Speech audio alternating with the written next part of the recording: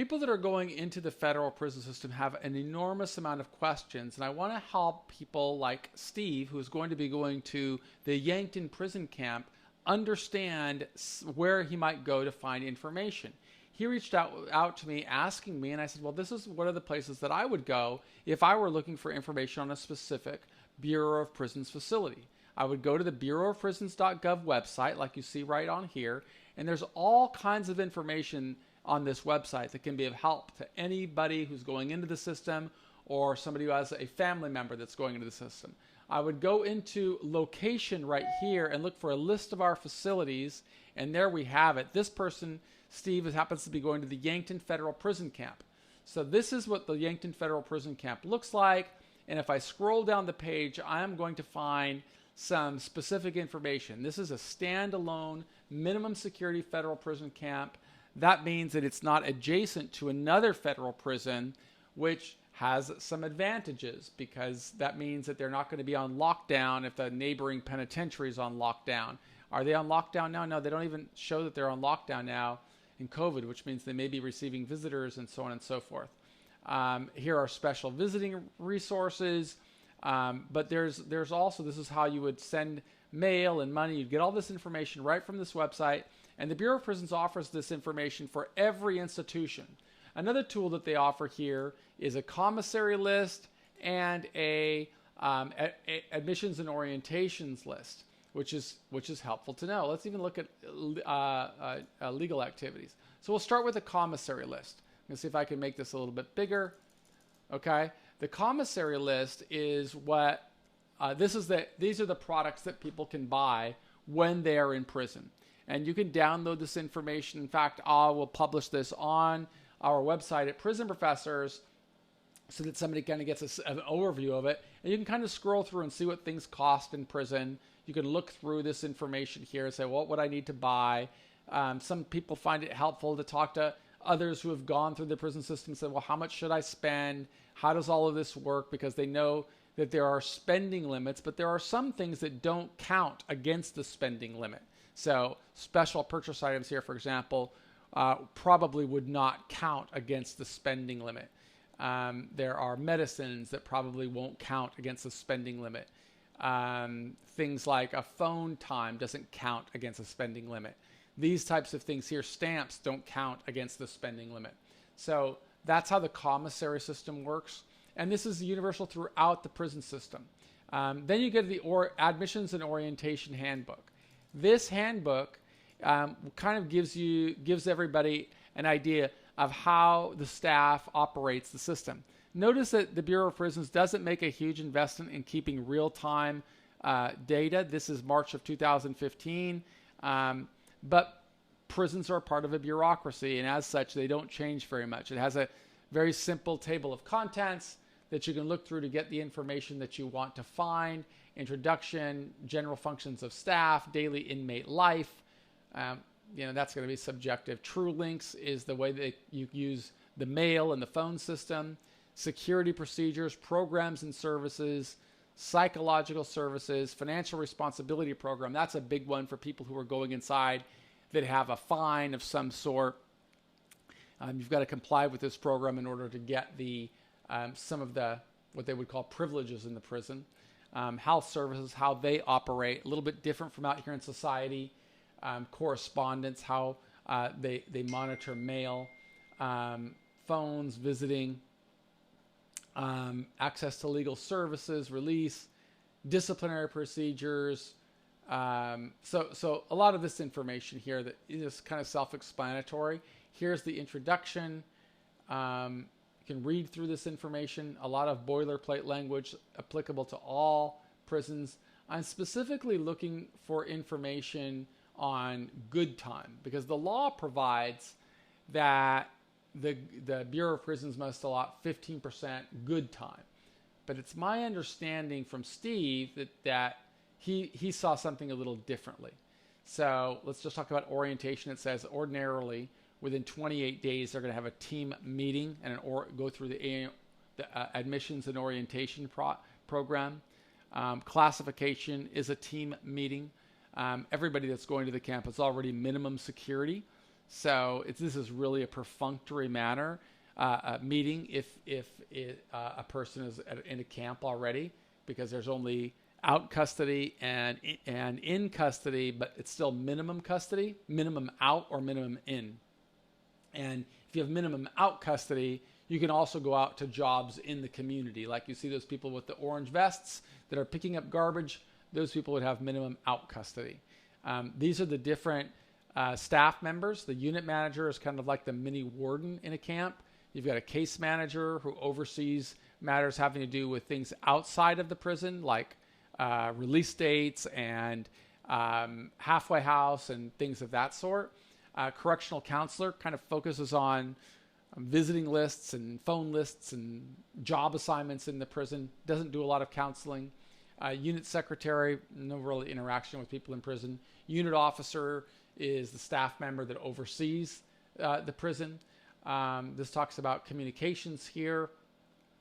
Initial classification program review. That takes place at various intervals. Generally will be held every 90 or 180 days, depending on the length of sentence remaining. So somebody with a longer sentence is going to have this classification review or as soon as they get there, and then it's probably every 6 months if their sentence is like longer than 3 years maybe, or something like that, or maybe longer than 2 years. Once somebody gets a little bit closer to release, then it's like every 90 days. But these are really very perfunctory matters. Reentry pre-release programming. This is really a bureaucratic approach. Our recommendation on our team is you need to start preparing like today. You know, it's this concept of you've got to be thinking about your life in the future and all of the complexities you're going to face all the way through it. Town hall meetings, periodically staff members come together and they talk about what's going on in the prison. Team participation in parole hearings. Well, nobody that's going into the prison system now has this issue because parole doesn't apply to people that were convicted after November 1987. Treaty transfer, if somebody is from another country, they may be eligible to transfer outside of the country. I'm going to take this call, so I'm going to pause this video for a second. Okay, so we can continue now with the A&O manual and how it's talking about daily inmate life sanitation. And these are kind of the rules of what people can do. There's no smoking allowed. People are supposed to make their bed. People are supposed to really abide by the rules. And one of the really important things in there is the inspection that they have every single day. Well, I should say Monday through Friday, not holidays, where you got to have the bed made, the trash can empty, the lockers clean, nothing on the tops of the lockers, things of that sort. So they're pretty strict about those kinds of things in specific camps. I imagine Yankton is the same way. Here's the amount of property that somebody can have. So this is all something that the government issues. You can of course buy your own types of underwear and t-shirts and that's okay if it's your personal things. Legal materials, you're allowed to have a limited amount. Religious information, toilet and grooming items, hobby craft items. This is pretty standard stuff all through the Bureau of Prisons. So all prisons are pretty much the same. No nude pictures allowed. These are just rules. Let's see where we find something about the good time. So this is how televisions are viewed. They're generally viewed through headphones so that you can hear. So if people are talking, you can still pay attention to what's going on. This is the food service times here. Move begins at 5:50 on 6:10. A one-way rec move will be announced. So that means movement. That's weird that they would have movements inside of a camp. But I guess that's because this is just for the morning meal. So it's when the morning opens, then you can go out to the yard and so on. Clothing exchange and laundry. As you can see, everything is really, really bureaucratic, where it's very specific when you can get these types of government-issued things, how to do your laundry. That's an interesting subject matter. You know, I would always, there's always some guy that'll do the laundry for you in exchange for, a couple cans of tuna or mackerel or some other commissary item. Technically, that's a violation of the prison rules, but it's kind of a way of life in there. And this is the commissary that you can spend so much money inside of the commissary. Express commissary items. You can see they close once a quarter or so for inventory. This is how you would shop according to your registration number. Spending limits, it says, remember here, $320 a month, but there are some things that don't count. And here is the way the validation works. So it's not generally on the first of the month. There's a formula, pretty simple formula that you can find right here. Inmate accounts is where your money's transferred. Deposits to accounts, that's where you would send money to somebody in prison. You don't send it to their address. They generally prefer government money orders. Western Union is a lot faster, also a lot more expensive. But, it's like we're talking 10 or 15 bucks. So True Links is the email system and the phone system. You can also buy these MP3 players in there that are, or you can buy music as well. And then you just charge it and load it. That kind of happened just before I got out. These are security procedures, count times. This is when you've got to be by your bunk for standing counts and so on. So God, they've got 3 standing counts now. That would have been really horrid for me because I go to bed so early. But you have to be up at 10 o'clock for a standing count, 4 o'clock for a standing count, and 10 a.m. for a standing count. That's a lot of standing counts. When I started, there was only one, and that was the 4 p.m. count. And you just got to stand by your bunk or wherever you're supposed to be. You will be held responsible for your account itself once there are positives or a living human before counting any inmate. They've had some dangers with escapes and from prisons, and so this is their response to that. These are controlled movements. Okay, so the controlled movements are really not throughout the day as in a higher security prison, just in there from when you're supposed to go to sleep until when you wake up. Authorized areas out of bounds, inmate accountability. Not a lot of, this is just like common stuff. Anything that the government doesn't issue is considered contraband, and there are pretty severe disciplinary infractions with it. They use the disciplinary infractions here for if you're caught with anything, and they can result in really severe penalties like the loss of the telephone, loss of good time, loss of visiting privileges. And this is the searching and surveillance, contact with the public. What are they saying now about that? Okay, so I may not talk with you. So that's because you're in a camp and you may have some interaction with members of the public.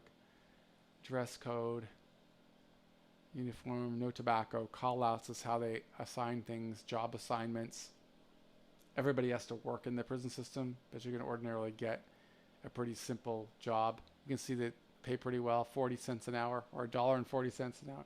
40 cents an hour, 29 cents an hour, 17 cents an hour, or 12 cents an hour.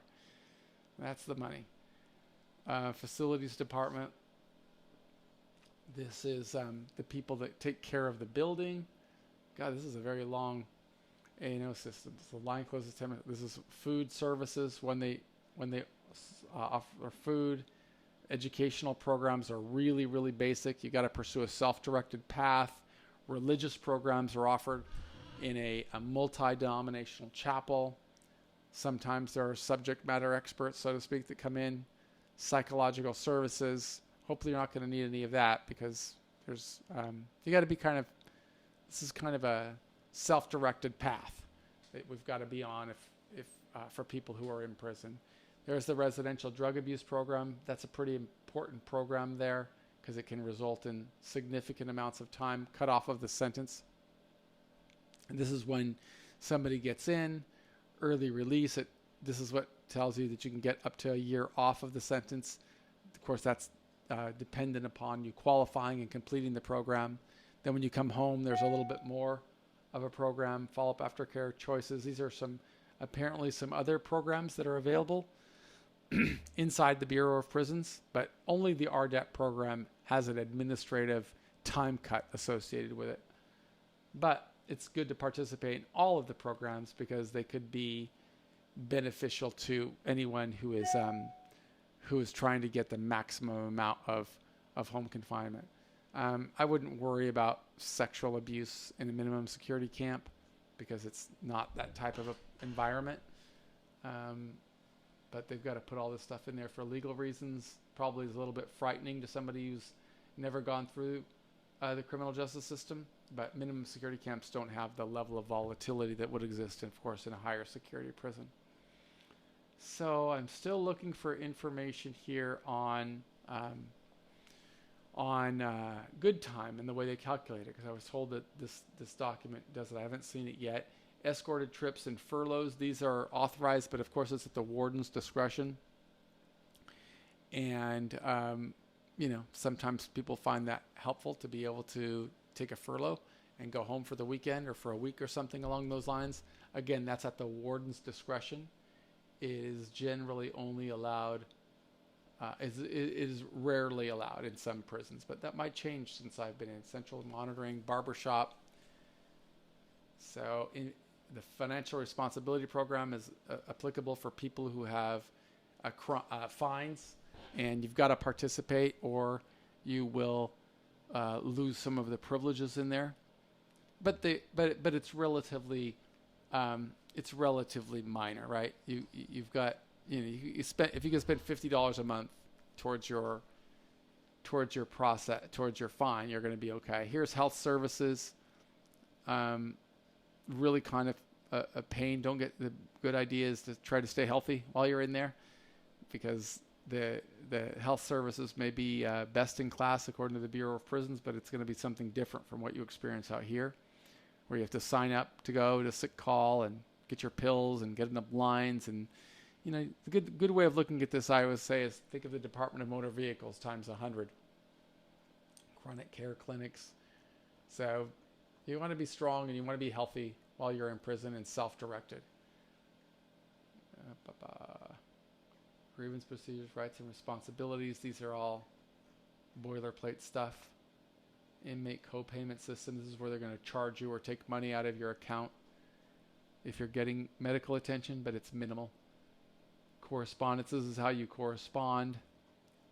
Be sure that you understand when you're writing anything or receiving anything, staff members are probably going to read it. So, this is really boilerplate stuff here. Sorry to show you, but I'm really looking for something specific. And of course, you can anybody can download this or go slowly if you're in a jail or a prison reading this. This is standard throughout the Bureau of Prisons. I hope you're able to read through this if you're reading this watching my program inside of a jail someplace and you're interested in this. But I just don't have time to go through 50 pages this closely. Here's the visiting rules. Just kind of remember that they're pretty strict. You're not allowed to do much touching. You can embrace when they come, embrace when they leave, but not much more than that. Visitor information you can get right here. They've got food in the visiting room, but it's like, vending machine food. Legal correspondence, attorney visits. There's generally some limitation. What do they have at Yankton? Do they have a time limit there? Oh yeah, here you are. Encourage to have visiting about. To allow visiting on a 3-week rotation schedule based on your registration numbers utilize. What? So you can only have visits every. What does that mean? 3-week rotation. On occasion, your visit can be canceled to allow visiting on an equitable basis. A 3-week rotation schedule based on your registration number is utilized. Oh my God. So that's pretty strict. If that's accurate, that you can only visit every 3 weeks. I used to visit every Saturday and Sunday. Every Saturday and Sunday. All day. From 9 in the morning until 3 in the afternoon. So I'm not clear on that here at Yankton, but that's not very promising, where I see it's only every 3rd week. Inmates are paid to visit every 3rd weekend. Visiting weekends. Wow. That's what it is, all right. We use the north. So that's not very much visiting. I mean, compared to when I was in prison.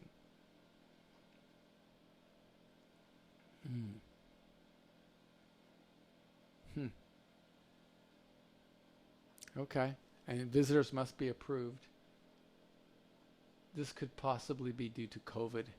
But this is said it was 2015, so special visits, access to legal services, law library, there's not a lot of that. Copies of FOIA, executive clemency, that's a good thing to be thinking about. Commutation of sentence computation. Okay, here's where we're going to go. Okay, this is who computes the sentence at Grand Prairie, Texas. And so you'll get a term date relatively soon. It'll be on the BOP's websites too. Detainers, no detainers, good conduct time. Here we are. This applies to inmate sentence for an offense committed after November the 1st, 1987. The two most significant shows are no provision of the new law. The only good time available is 54 days per year of good time. That's the law. This may not be awarded until the end of the year. May be awarded in part contingent upon. There is no statutory good time or extra good time. That's correct. Okay, so I don't know where he got that information. That's what you get is 54 days a year. So there was just a misunderstanding of what that is, I guess. So that's good time. And as long as you abide by the rules, you get the good time. You don't have to really do anything for it. All this stuff here, extra good time and so on, that applies to people that were sentenced before 1987. So that's a big difference. And I think there might be some confusion there for somebody who doesn't understand the system. So I think that was one of my friend's misunderstandings, is he didn't understand this related to different sentencing laws. But anybody that is sentenced today is only going to get maximum of 54 days of good time. Now they can qualify for earned time according to the First Step Act, but the main thing you got to be thinking about is just complying with the rules, avoiding disciplinary infractions, because that can result in severe problems for anybody in prison. These are the disciplinary infractions here. I don't think it's necessary for me to read all of these. There's just too many, and it's so much boilerplate. And you can get a lot of that from the books that I've written. But I do want you to see, this is the Bureau of Prisons makes all this available freely on its website. I don't think you got to worry too much about this if you're going to a minimum security camp. And so that's really what I wanted to share today. I just wanted to take a look at this. Again, people can access this just by going to the Federal Bureau of Prisons website, looking at locations, list of all facilities. Click on any of the facilities here. Click on the facility. You can scroll down. And if you scroll down, you can get the Commissary, and you can also get the Orientations Handbook. And I hope that's helpful to you. Thank you. And if you want more information, visit us at Prison Professors. All right. Be well. Bye.